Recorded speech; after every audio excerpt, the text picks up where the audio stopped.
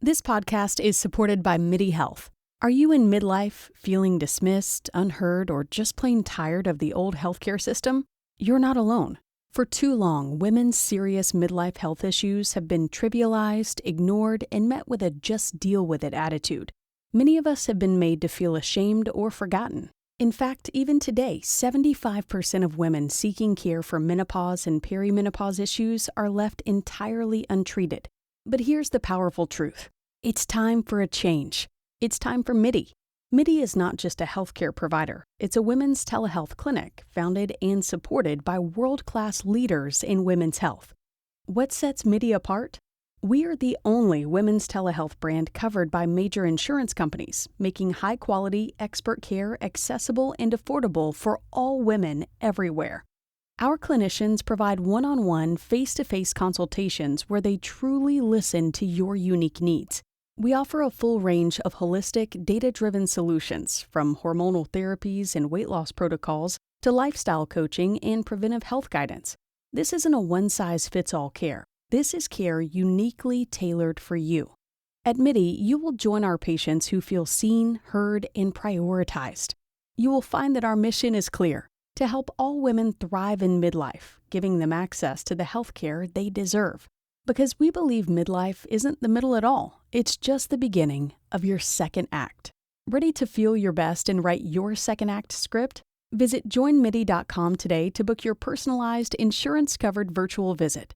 That's joinmidi.com. MIDI, the care women deserve.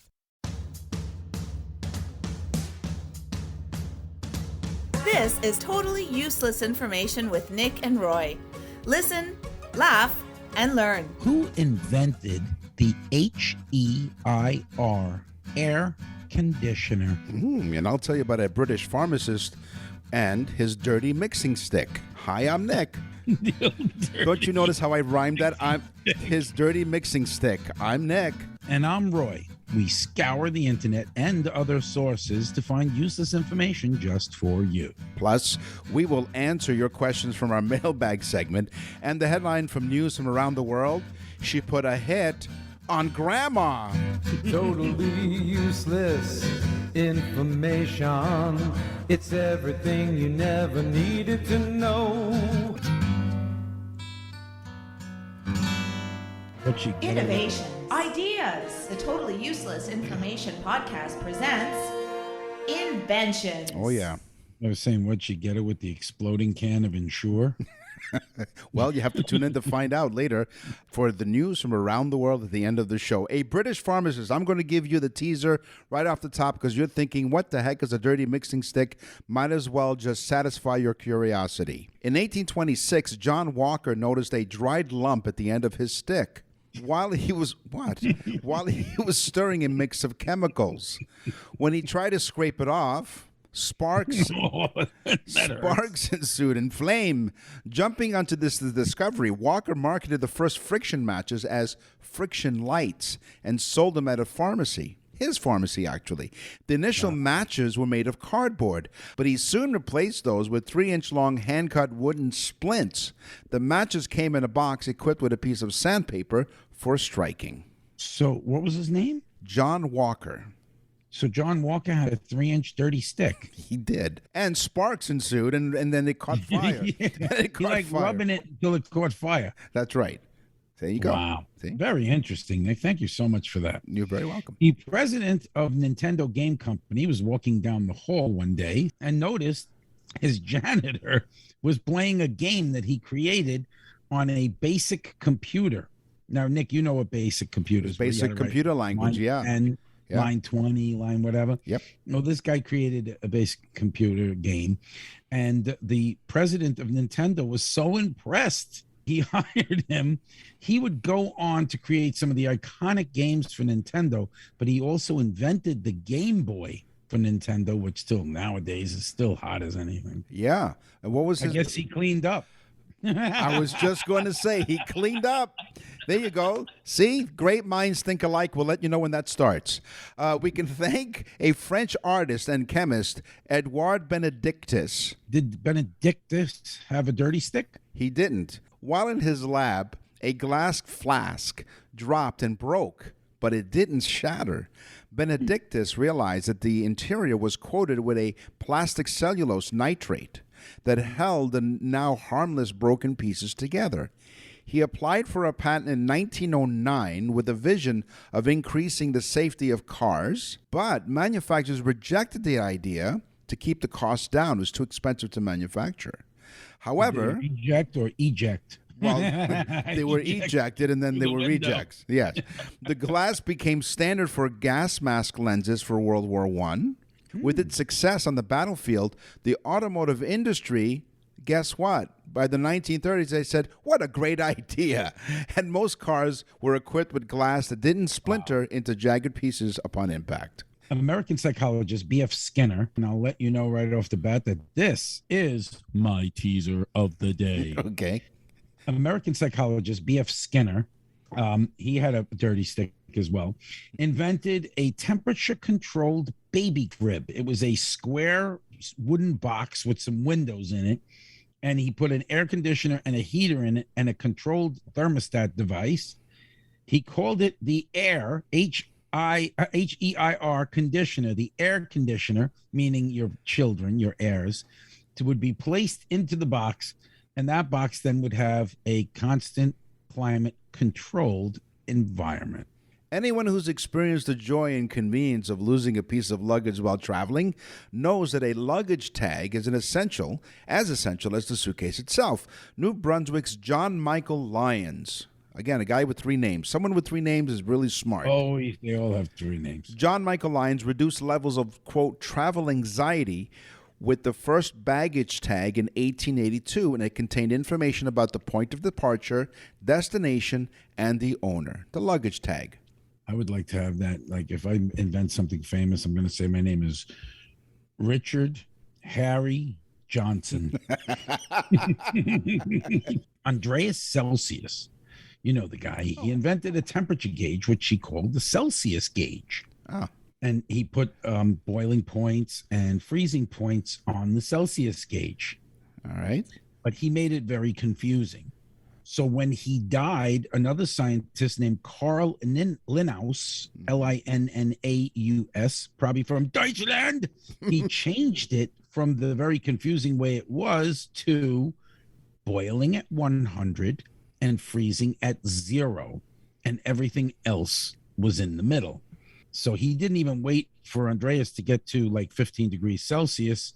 No, he died and he instantly changed it. That's right. He couldn't wait for the body to get cold. Is that what you're saying? Because I don't know what the hell Celsius is. But well, okay. 15? Well, 15. Here's an easy guide for you. 16 Celsius is 61 Fahrenheit. Oh, okay. 28 degrees Celsius is 82 degrees Fahrenheit. That's what it is today. There you go. Yeah. Well, you're in Florida. I'm in Toronto. So okay, fine. The revolving door. In 1888, Theophilus Van Kennel invented the revolving door, a design that characterized the entrance of modern skyscrapers. We've all been through revolving doors. The revolving door helped alleviate several problems. It served as an airlock, preventing the rapid influx of cold air, Celsius air, into warm buildings on chilly, windy days. So it served as like an energy conserver because all of the cold air didn't rush in. So that revolving door helped control the climate. Could you imagine he didn't call it the revolving door and named it after himself? And the bellhop said to all the ugly women, "You go through the kennel door." Ouch. Rough. God, I wish I had that job. Yeah. Oh, yeah. And bark while you go through. Okay. The Gatling gun, pretty much the first machine gun that was ever invented, was by a Civil War doctor. Ooh. Right? This is cool. So he realized that if he put the barrels together, that he could fire the weapon simultaneously. Just as a barrel met the bullet, it would fire. And of course, he was firing like 16 barrels, kept going around in a cylinder. All right. What's really interesting about this guy, his name is Richard Jordan Gatling.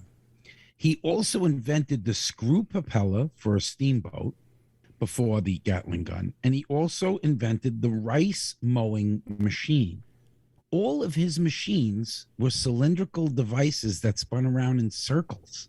Okay. So this guy had this inept ability to create objects from this circular cylindrical spinning device. Crazy, right? Yeah. I had a cylindrical device once, but I bought it at one of those naughty shops. But that's another story for another day. Welcome to the Totally Useless Information Fashion Show. I loved my pair of Argyle socks, and I looked at them and I said, where did Argyle socks come from? Good question. Well, thank you. The Argyle pattern derives from a tartan of Clan Campbell of Argyle in Western Scotland. There you go. It was used for kilts and plaids and from the patterned socks worn by Scottish Highlanders since at least the 17th century. They were generally known as the tartan hose, but they changed it to Argyle socks. In the year 200 AD, the Romans invented something for the soldiers, and it became the norm from that day on. It was a left and a right shoe. Before that, people just must have walked around in circles. Before that, they had one shoe for the left foot and the right foot. It was just one sole, one shoe. The Romans decided it was easier to create a shoe for the right and the left, and would make you faster and sturdier and so on. So from 200 AD on, you have a left and a right.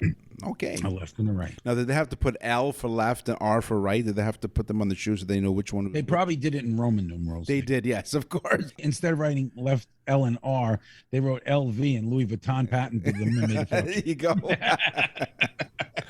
Pantyhose. I don't know if the last time you wore a pair. I love them, Nick. They make my skin feel good. Well, you have to thank Alan E. Gant because he was on a train with his. Wears them too? No, well, not quite, but close. He was on a train with his pregnant wife on an overnight train to North Carolina from New York. In pantyhose. No, not yet. Hold on. His wife said, I can't stop wearing them. No, go ahead. But his wife Ethel, because back then that was her name. Very popular name. Yeah, very popular name. Cows and ugly women. Right.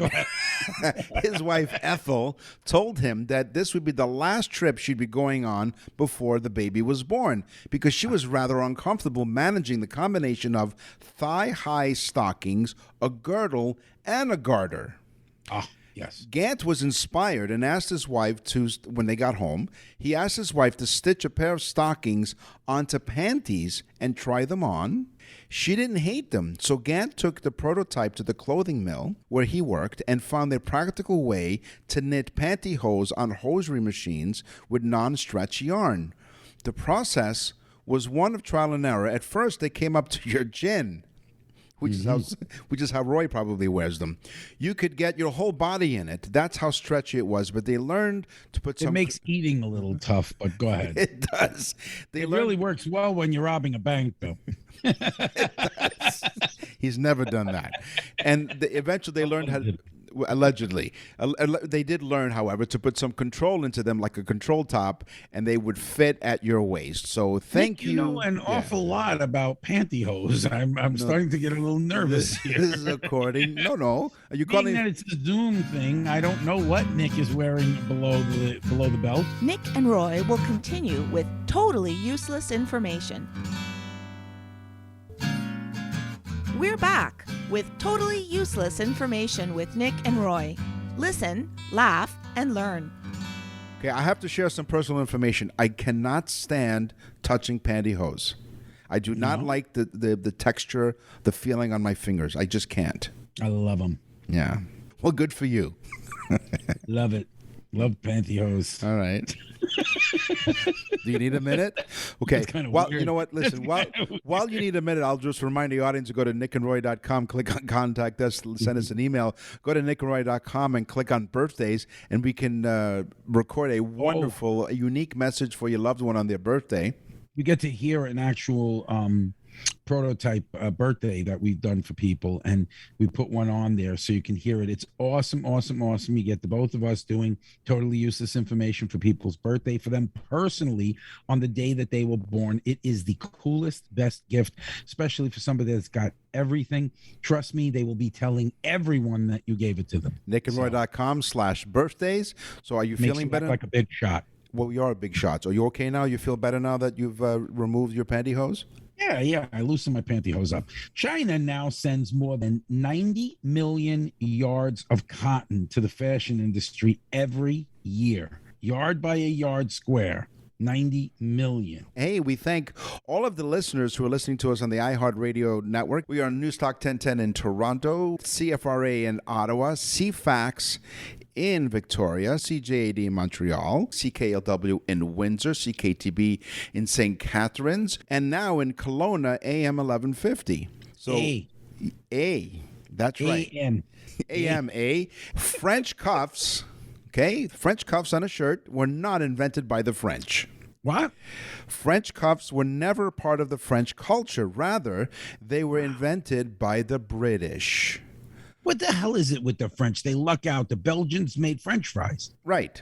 Okay, so, they didn't have to do anything. They just let other Who made the bread then? The Dutch. The Dutch. The shirts. Pass the Dutchie. On the left-hand side. The shirts would come with buttons along the sleeves that helped them fasten their cuffs at the length that they liked. This further made it easy, and it made its way. It was easy to get its way through Europe and become well-known as French cuffs. So they took all the credit, but it was really it was the British who invented it. Wow. Women's clothing was not always so colorful. So in the 19th century, women wanted colorful objects that would catch the attention of men. Kind of like, how birds flash their colorful feathers. Well, especially peacocks, right? They spread their feathers. Well, I mean, all animals, they flex their colorful areas to attack, to either attract a male or a female mate. Well, women felt that their clothes were not bright. They were usually white or dark, and they wanted something. So they created an object that they could hold, and it becomes the handbag. They would crochet fancy colored objects on it and so on to attract the man's attention. The handbag was then created. Most of the time, they were very colorful. There you go. See? Listen, laugh, and learn here on Totally Useless Information with Nick. We're so stupid. A simple handbag caught our attention. That's right. What colors? Look at the flashy colors. Ooh. We didn't realize that she was wearing an armored girdle, garter belts, all kinds of crazy Marquis de Sade devices. If she wore a garter belt, how did she get pregnant? That's what I want to know. Going back to the inventor of the pantyhose, right? Because the garter belt didn't really block anything, Nick. It was just the object that held up the pantyhose. Oh, I've been using it all wrong then. They're not hats, Nick. Okay, it's good to know. Thank you. Good to know they're not hats. And I had a lot of girlfriends that like to buy fancy underwear. So let's go on. It's not a hat. My God. My wife spends a lot of time at Victoria's Secret, but let's go on again. I walked by the Victoria's Secret store and said, bras half off. Okay. What do you call those shoes that have the holes as a design on top of it? They call brogues? Yes. So yes. Brogues were used to drain water from the shoes. While we consider the perforations to be a design element, the hole pattern on the brogues were originally used to trudge through wet surfaces, as the holes in the shoes would let the water out. They were mainly used as outdoor shoes as opposed to wearing them just for work today. Brogues. Right. And brogues were sewn on to an Oxford, which is a man's shoe, and we learned something today. An Oxford is any man's dress tie-up shoe is considered an Oxford. They could be pointy, could be straight in the front, but if they have that, what they call a wingtip design, it's normally called a broguing. There you go, Lee. So I do know something about fashion. You do, a little bit. Okay. Let's go on to some more women's clothing, shall we? Okay. Sure. Valentino Garavani. What a great name, right? I want that to be my name. What's your name? Valentino Garavani. Yes. Better known by one name, Valentino. Mm-hmm. Okay, trust me, my wife knows. She's got plenty of the bags and shoes. Never leaves his home without these 5 things. All right. His 5 precious pugs. Valentino goes everywhere with them. He never leaves without them.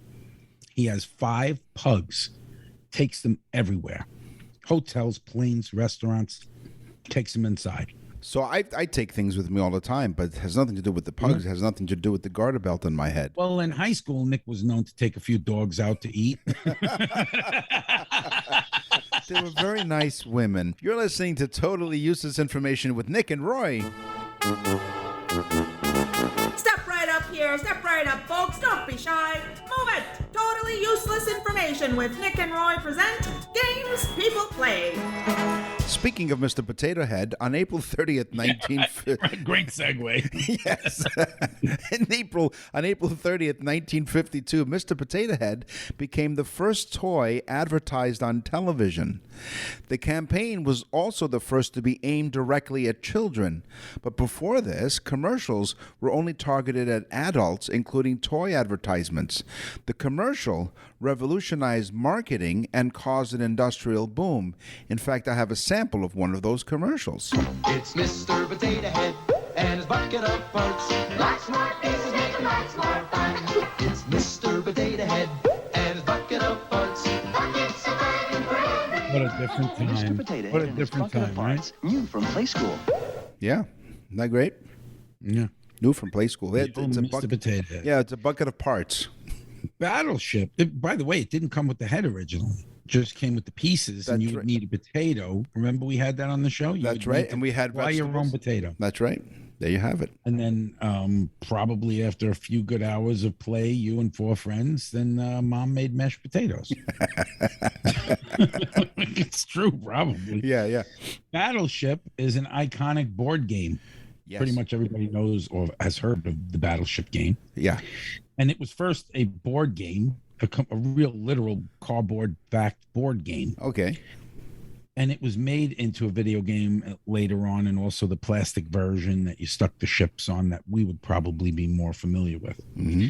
But did you know that the original Battleship, the one that was the fold-out cardboard version, also included land areas that you could use? I don't know what the ships were doing on land, but maybe they gave you a tank or two. I don't know. A what? Tanks. You're welcome. Hopscotch. The game of hopscotch began in ancient Britain during the early Roman Empire. By the way, I have to thank one of our researchers, Mark, for this information because he helped us research some of the information here on Totally Useless Information. Another one on the payroll. That's right. Of nothing. Hopscotch began in ancient Britain during the early Roman Empire. It has been said that the game was invented to train Roman soldiers, and the courts spanned over 100 feet. The hopscotch court was used to help the Roman foot soldiers to improve their footwork as they ran the course in full armor. My guess, though, is that maybe that's where the obstacle course kind of came to be maybe later on. This is my guess, but hopscotch was a game that the Roman soldiers used to train. It would also scare the enemy too. Could you imagine they're going down this 100-yard thing going, my sister says don't go. Okay. That'll work, yeah. Like, let's get the hell out of here. Yes. And they won the war. Nick and Roy will continue with totally useless information. To access the full library of episodes, visit nickandroy.com. You're listening to Totally Useless Information with Nick and Roy. Listen, laugh, and learn. Have you ever played the game Boggle? Yes, I have. It boggles my mind every time I play it. No, I have not. Have you really? Yeah, I have, yeah. I have never played yeah, it. it's But where in you- order to stop, go ahead. Sorry, isn't that the game where it's like little cubes with letters on them? And then Yes, you throw I them on the don't table? know the game. I just found this fact and found it very interesting. Okay, what about Boggle? In order to stop Boggle players from using a certain swear word, the letters F and K only appear once on the same cube, meaning it's impossible for both to be played at the same time. So you could never spell out the word F with a K at the end. Shut the front door. Okay, that's interesting. Yeah, I'm pretty good at those kinds of games. Actually, the word jumble, honest to goodness, the letters just jump out at me. Yeah. A sweepstakes is we've heard of sweepstakes all the time. You know, a type of contest where a prize or prizes may be awarded to a winner or winners The sweepstakes began as a form of lottery that were tied to products sold. So, in response, the FCC and the Federal Trade Commission refined U.S. broadcasting laws, creating anti-lottery laws. So, under these laws, sweepstakes became strictly no purchase necessary to enter to win. So often you hear those disclaimers, no purchase necessary. A purchase Isn't that redundant? Well, that's right. They bought it all right. A purchase will not increase your chances of winning. Today, sweepstakes in the United States, at least, are used as a marketing promotion tool to reward existing consumers to draw attention to a particular product. So by definition, the winner is determined by pure random chance rather by skill. This show brought to you by Publishers Clearinghouse. That's right. Now, what's interesting is up here in Canada, you can't win anything unless you answer a skill testing question. Really? Yeah. Is that the truth? It is. So in order for me to figure that out, I had to add 3%. The Canadians think they're smarty pants. That's Yeah. why. Well, we adopted the Celsius scale, so yes, we are smarty pants. Down here, they're like, what? I ain't answering your question. Yeah. A traditional Connect 4 board. You've seen Connect 4? Love the game. Mm-hmm. It has 4,531,985,000 possible positions, give or take a position or two. Okay. Can you imagine? By the way, the player that goes first has a chance of winning 100% of the time if they know how to play. Connect 4. Mm-hmm. I played it, but not, I played it. Yeah. I think an adult version of that is Connect 4 Play, and it had many other positions. I believe, too, that there's a dating site called Connect 4. Connect for who? It's where friends meet other friends, if you know what I mean. It's like Connect 4. Connect for who? For you, you dummy. Okay, hold on. Let me just shake my magic 8-ball here. Okay. Mm-hmm. Are you listening to Totally Useless Information with Nick and Roy? Let me shake the 8-ball. Yes, I am. Okay, let me shake the 8-ball again. Who invented the 8-ball? Abe Bookman of Alibi Crafts Company of Cincinnati introduced the Magic 8-Ball in 1946. The size of the overgrown softball with a flat spot that let it stand as on the desktop as a paperweight. So Magic 8-Ball would respond to questions with 20 phrases framed in a triangle in a round window. What's the secret of this toy? The black Magic 8-Ball was decorated with the number 8 in a white circle. It houses 20-sided plastic polydrons that floats in a diluted liquid. It was simple to play, but millions of people have purchased their Magic 8-Ball during the last 7 decades. But the toy is still gaining popularity, but initially it was marketed as a paperweight. And so they remarketed it to children, and now it's a toy. But originally, the Magic 8-Ball was a paperweight. Wow.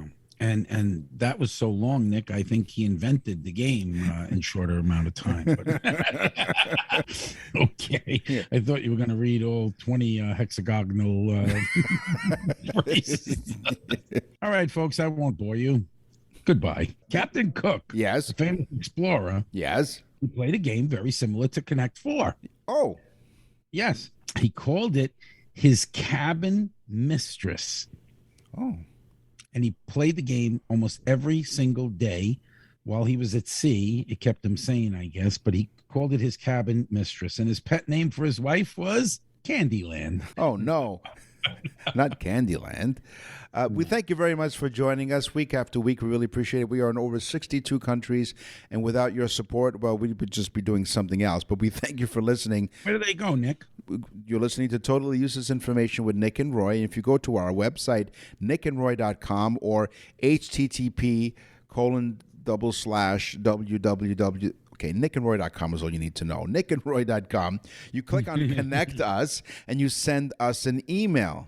And we might pick your email. What's in the mail?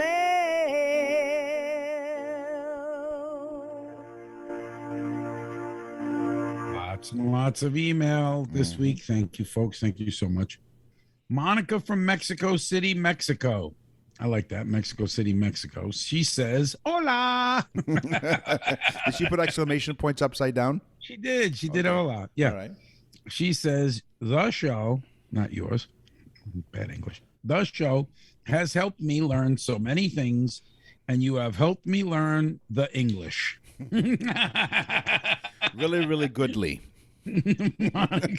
Sounds like me and Nick speaking. We love you in Mexico. I guess if we went down to Mexico, we're okay. But if she came here, it wouldn't be so good. No, not goodly. We love you in Mexico. I have many friends that listen. Gracias. Well, I say de nada. Yes. You say de nada, I say de niro. Anne from Port Hope, Ontario writes, Dear Nick and Roy, we love listening to your show every week. We truly look forward to it. Now that you're on the radio, we enjoy it even more. Well, thank you. As we mentioned earlier, you were on the iHeartRadio Talk Network. Here's my question. I use different fonts when I type out my emails. Where did the name of fonts come from? And by the way, we use Times New Roman all the time. Well, first of all, thank you very much, Anne from Port Hope, Ontario. There's a difference between a typeface and a font. The font is a small part of a typeface. If you're talking about Times New Roman 12-point, bold, italic is the font. And the typeface is the collection of all the fonts that make up the entire Times New Roman set. I use Verdana, by the way, which in 1994, Microsoft released Georgia, which is another font. Popular. But Verdana, all three of those typefaces were designed by Matthew Carter. And Tahoma, by the way, was named after the Mount Rainier in Seattle, which was called Tahoma by Native Americans. Verdana's... Tahoma, I used to tell my driver when I was drunk. Oh, Tahoma.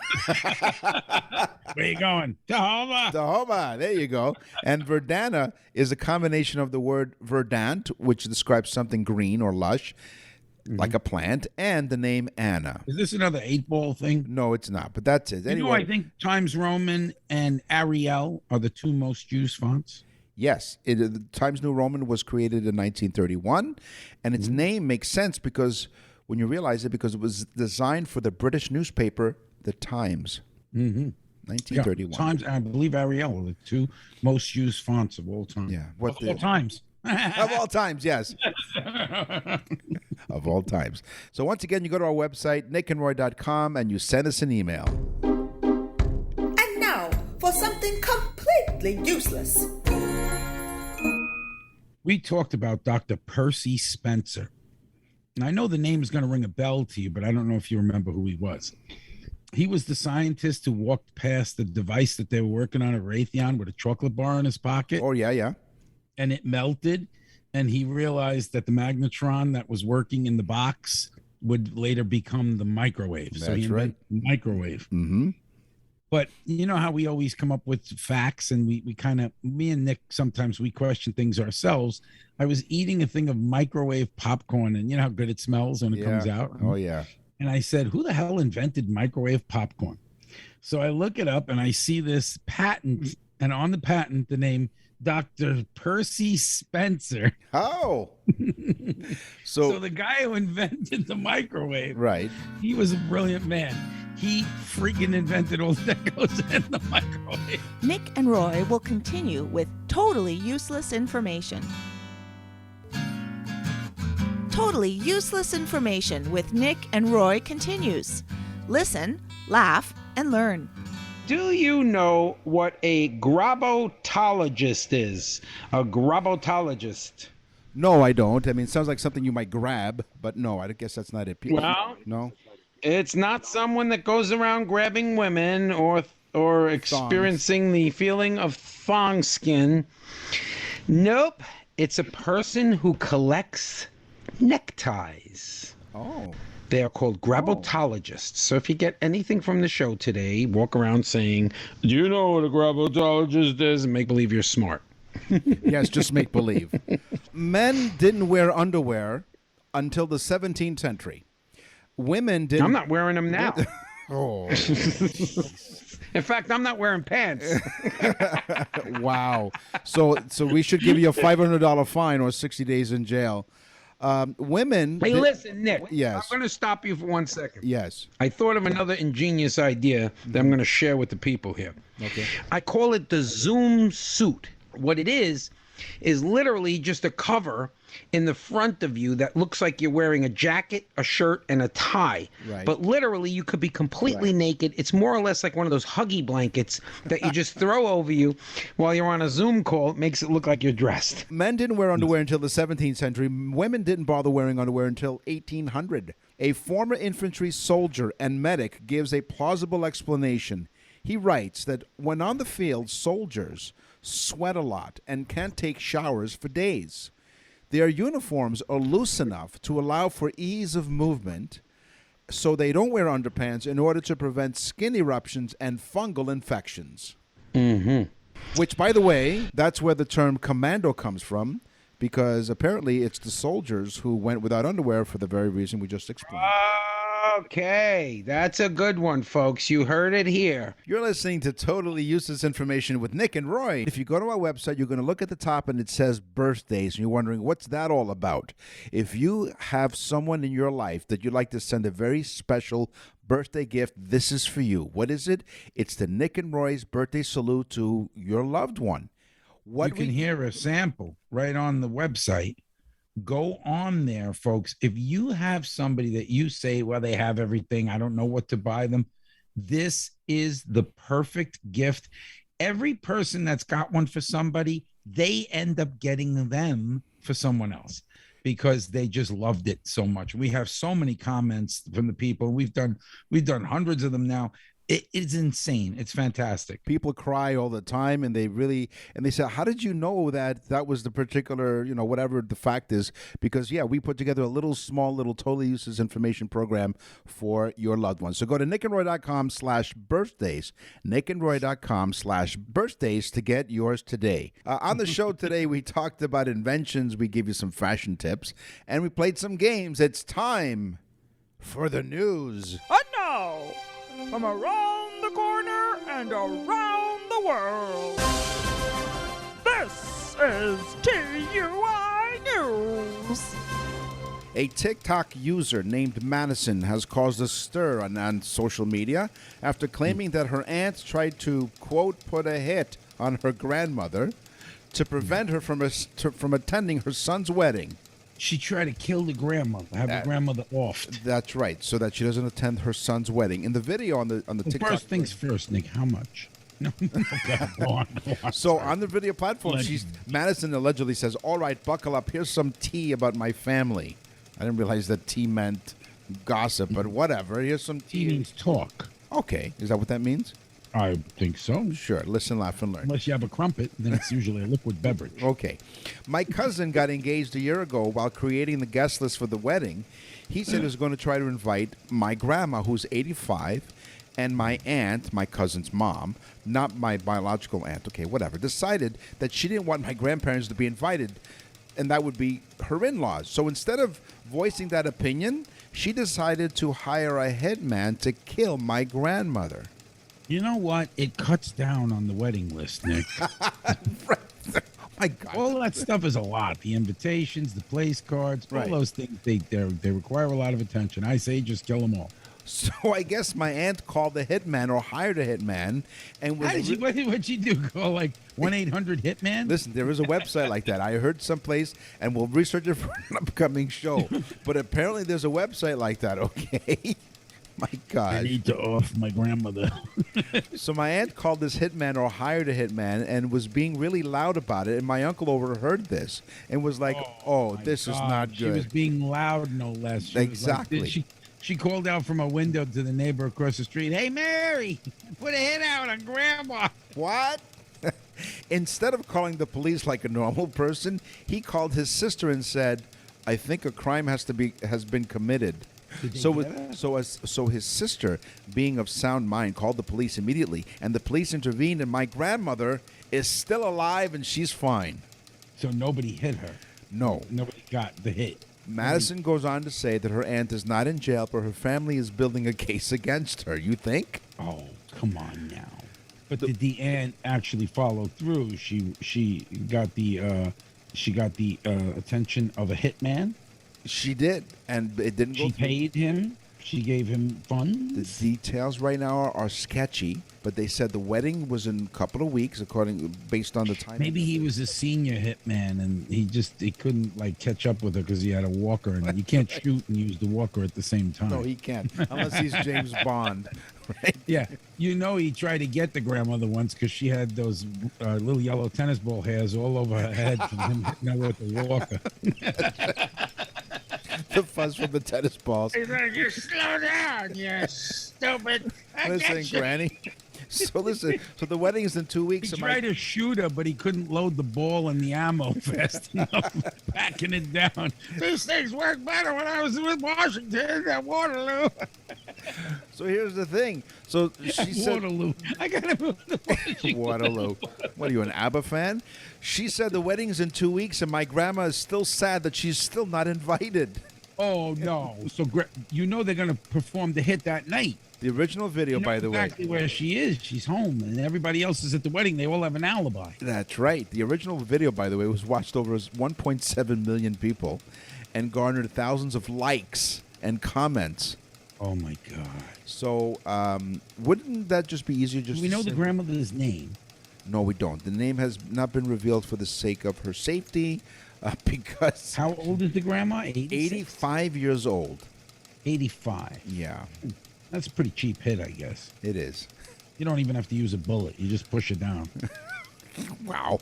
No, but let's just get out of here before we get into further You push trouble. her down and you choke her with a safety button. I've fallen and I can't get up. Sit down, Grandma. What are you saying, Miss? That's all the time. He's choking her with the safety. Before the authorities show up, this is all the time we have for this week's episode of Totally Useless Information Used it as a crude way of suffocating her. with Nick and Roy. We thank you very much for listening and continuing to listen. We really appreciate it. We scour the internet and Made a other deposit. It might depends. scour the internet and other sources to get useless information for you guys next time. Oh my God. Until then, go on the website. Tell everybody, say, listen to this show, because if you don't, we're going to get a hit out on you. And her name is Granny. I'm See how Nick. good we did with Granny, right? Yeah. I'm Nick.